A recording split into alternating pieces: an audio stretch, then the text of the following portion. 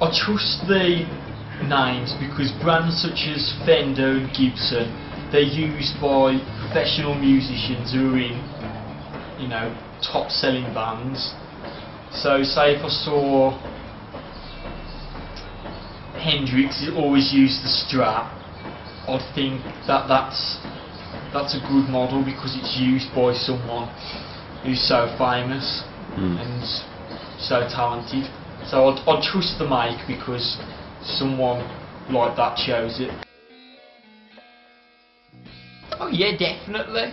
I mean, I don't play 6 string, but the bass that I bought was, I think it was about 170.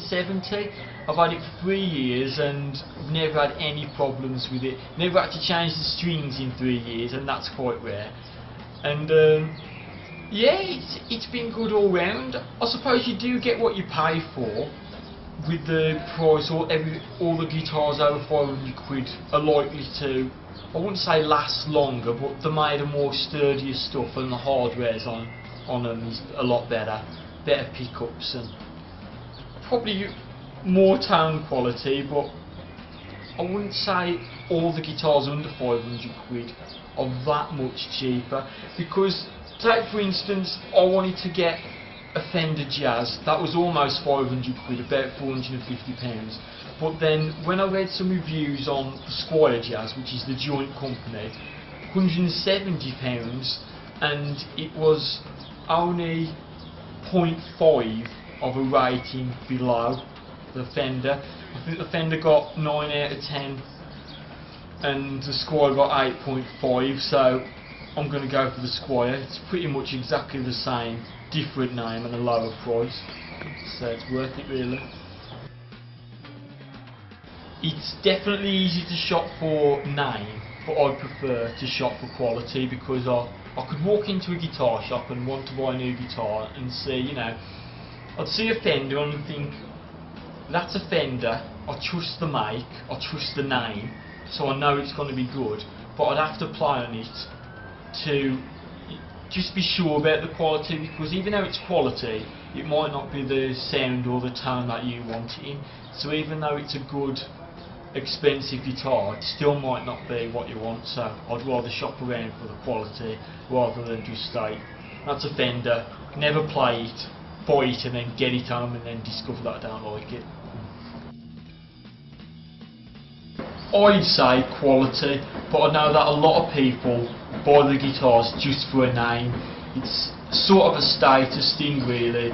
I've got a Gibson Les Paul such and such, it's so many years old, when they'll probably be good sound quality, but I'd buy a guitar for how it suited me and what the quality was like, rather than to show it off really.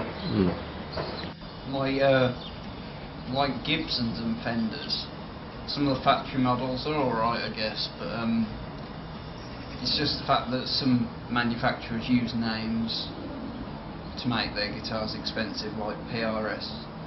I mean, they're good quality guitars, don't get me wrong, but it's just they're actually made expensive for what wood they use and the looks. And a guitar's not all about looks, it's about the way how it feels, sounds, how it is compatible with you and how you like it.